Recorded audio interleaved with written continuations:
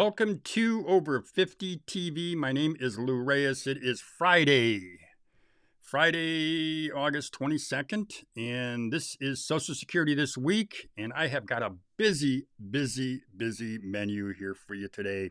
We're going to be talking about Go Broke date. The Social Security Go Broke date has moved again. This isn't the first time. I'm going to be talking about that too.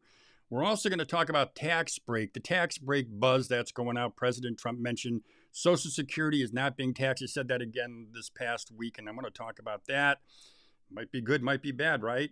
Privatization fears. We're going to talk a lot about that because I think this is real important too. There's some issues going on that I think many folks probably are not aware of, and you'll know exactly what I mean when we talk about that in just a few seconds. Also, the Social Security ranks are swelling. They're getting bigger by the day, bigger by the year.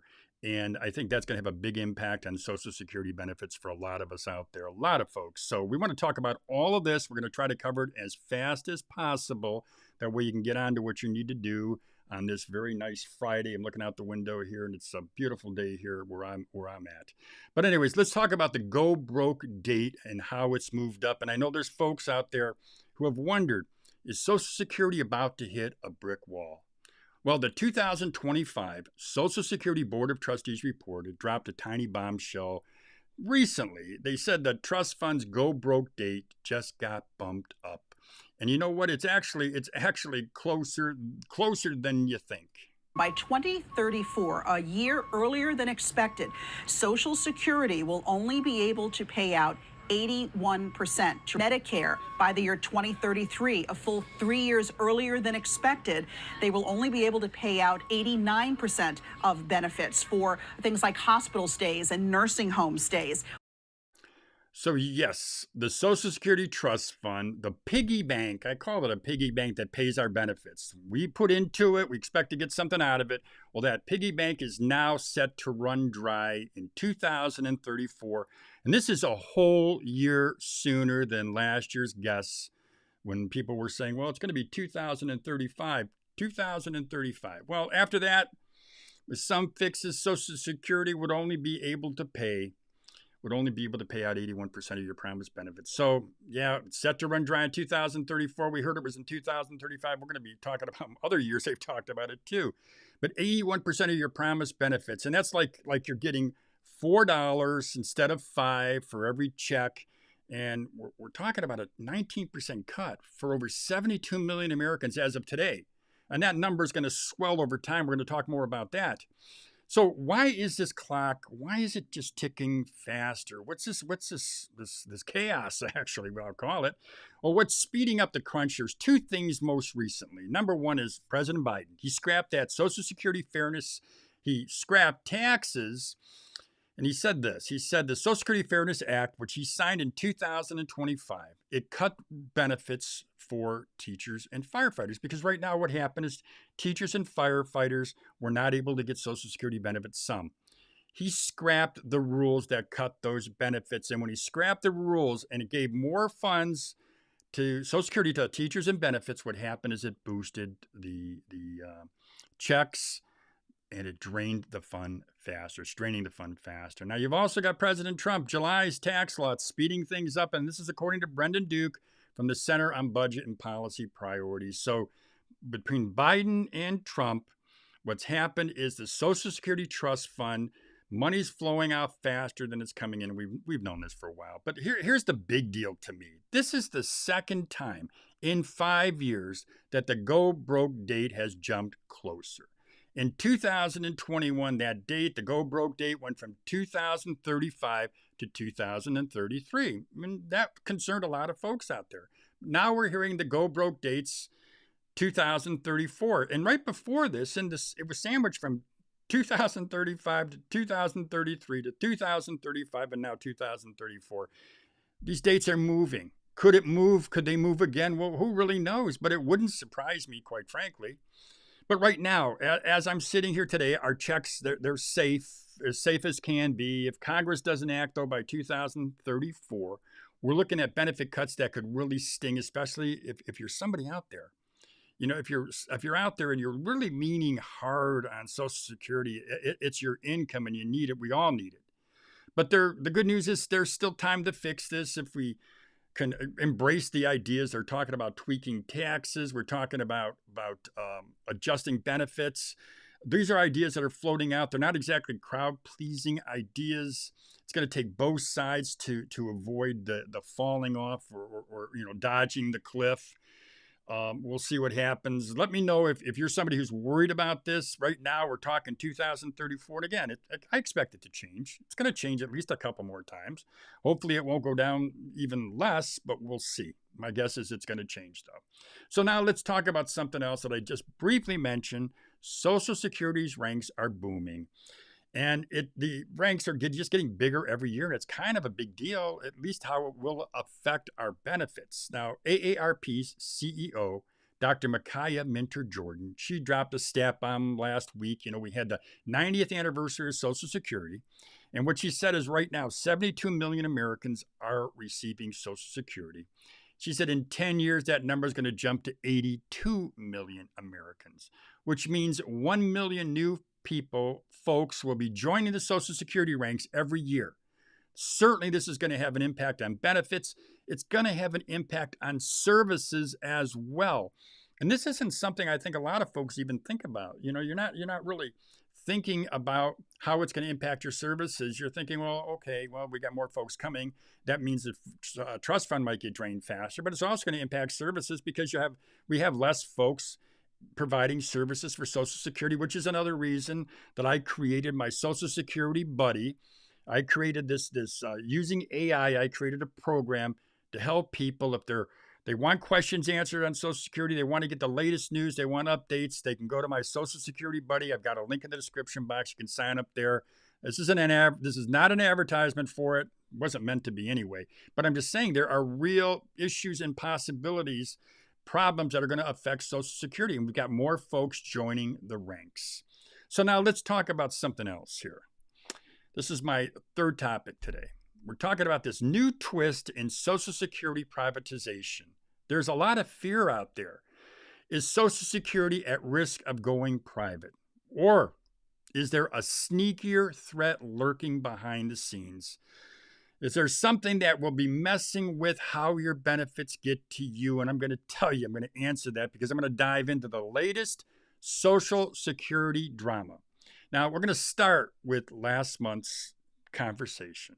Treasury Secretary Scott Bessent, one of the richest men, I think he's the second richest man in the White House. He dropped a bombshell at a Breitbart event, and he said something dubbed the Trump accounts. I think some of you folks have probably heard about the Trump accounts. They're primarily a special savings account for newborns, although they do offer some other benefits for folks, but it's primarily for newborns.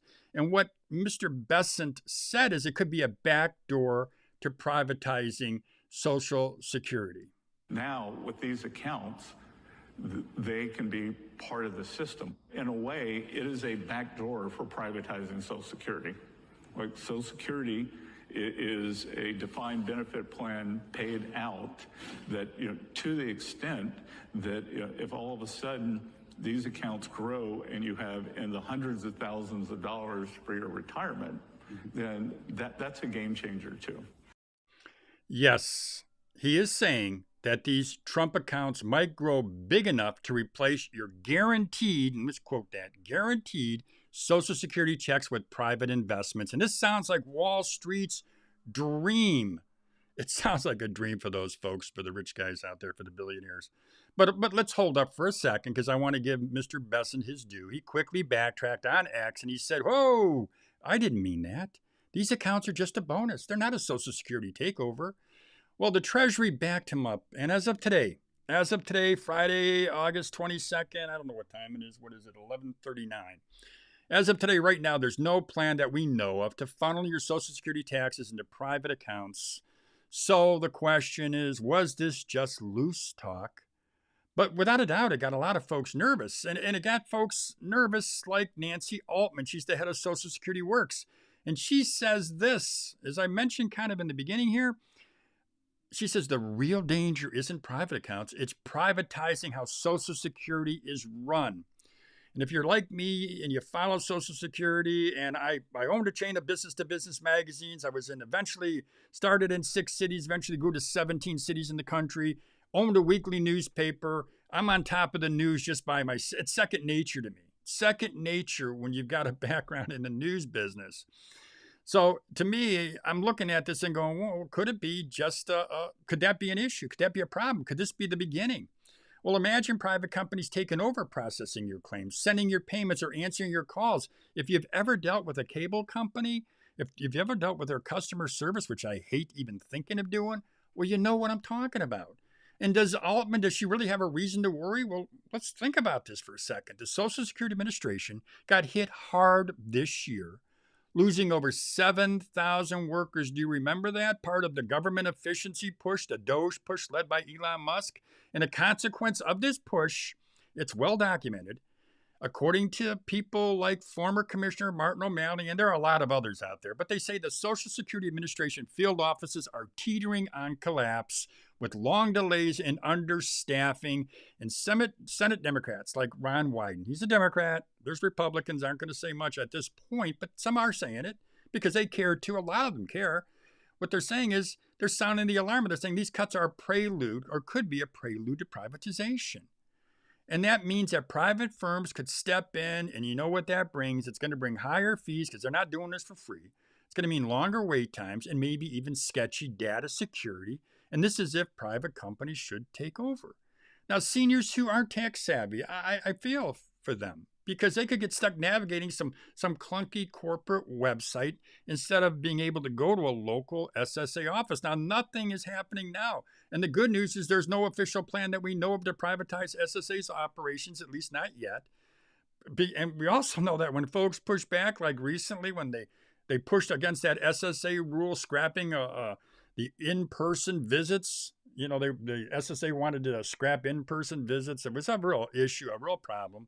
Well, that issue got scrapped because our voice can make a difference. So where does this leave us? Well, full-on privatization, turning Social Security into private accounts, is, in my estimation, a long shot, at least for now. We know that past privatization attempts, like back in 2025, those attempts crashed and burned because folks like you said, no way. But, you know, outsourcing Social Security, how it's managed, well, that feels closer. That feels more possible. And the huge staff cuts and the DOGE's cost-cutting vibe, they have experts like Altman, highly respected in the Social Security field and the world, who cares about people who are on Social Security. They've got her worried this is a setup to hand things over to private firms. And that is also how I am reading it as well. But let me know what you think. This is privatization talk. Does it worry you? Does it scare you? We don't see anything happen now. I think it's important to stay tuned, which is why I'm on this channel on Fridays. I want you to be able to know what's going on. I'm not giving you just a bunch of stuff that I see happening in some other places where they just give you news that I think is not really applicable. But anyways, that's what I want to talk about. Now, let me just end this. Let's talk about the Social Security taxes that I mentioned. And I mentioned it because Donald Trump mentioned it last week. Yes, President Trump, he was in the Oval Office and he was hyping his one big, beautiful bill. And he said his bill ended taxes on Social Security. That is what he said, and I'm looking for the clip right now. He says the bill ended taxes and Social Security benefits, and you might remember he made the same promise many, many, many times while he was on the campaign trail. But he's in the Oval Office. So we're making it really great for the people that want and demand Social Security, and they paid into the system. They deserve it. Last month, I signed one big, beautiful bill and allowed no tax on Social Security for our great seniors, okay? So how's that? Not bad, right? No tax on Social Security for our seniors. Sounds amazing. It really does. I mean, I can tell you this. I know a lot of folks. I know a few folks, more than a handful. I say a lot, more than a handful certainly, who would be very pleased and who wouldn't want a bigger check. But hold the confetti for right now, because the real scoop is the one big, beautiful bill does not eliminate taxes on Social Security. That bill offers up a temporary tax break that's more like a coupon, more like a coupon with an expiration date. That's kind of the way that I equate it anyway. It's not just for Social Security, by the way. It also covers all of your income, but only if you're 65 or older. And oh, by the way, not everyone gets to cash in. And let me just break this down for you. The law, which was signed last month, it gives people 65 and up a $6,000 deduction on their taxes. If you are married, a couple filing together, you get a $12,000 deduction. That's money shaved off your taxable income, whether it's from Social Security, it could be a pension, or could be that side hustle maybe you have. I talk a lot about side hustles on my Side Hustle Rules channel, but it could be like a side hustle selling, maybe you sell vintage records or vintage clothing or whatever you're doing as a side hustle. But all that income, it's a deduction on those items. And it's only good, by the way, and this is the catch, it's only good to 2028. So I'm going to suggest that you don't start planning that permanent tax-free retirement, at least not just yet. Now, where this gets tricky, and this is tricky, 64% of Social Security recipients, which is nearly 2/3 of folks out there who get Social Security, they don't pay taxes on their benefits right now because their income is too low. If that's you, well, this deduction's it's not going to help you. So I don't know where this comment is that there's no taxes on Social Security. It's not true. Now, let me say this. If you're somebody who's actually, getting, Social Security, and you're a middle to upper income senior, you owe taxes on your Social Security, well, this is going to save you a few $100 with this deduction. But if you're a single person and you're earning over 75 grand, or maybe you're a couple and jointly you're earning over 150,000, this tax break, it shrinks and advantages for you too. So this tax break, it's not for the super rich, and it's not for those folks who are scraping by. And the bottom line is Trump's law isn't the tax-free dream that many of us had hoped for. It's a temporary boost for some seniors, but low-income folks, which are millions of people out there relying on Social Security, they're not going to see a dime. They're not going to see a dime because they're already tax-free. So let me know what you think. Let me know what your thoughts are about all of this. So we talked about go broke date nears. Talked about the tax break buzz, President Trump. We talked about privatization fears. We also talked a little bit about the ranks. The Social Security ranks are swelling. 1 million new people a year. Yeah, that's a big deal. So let me know what you think. Also, subscribe to Over 50 TV if you are so inclined. Next Friday, 11:30, join me again. We're going to be talking about some more issues. I had another one that just came up early this morning, that I thought was important. I almost included it in today's program, but actually there just wasn't enough time for me to do that. And I talked to my assistant, and she's like, Lou, we just don't have the time to add it. So I'm going to talk about it next week. It'll definitely be applicable next week. Anyways, that's all I got for you. Let me know if you have any questions. Subscribe to Over 50 TV if you are so inclined. Other than that, have a great weekend, everybody. Enjoy the rest of today. Enjoy your Friday. And as I always say, have a great day, everybody.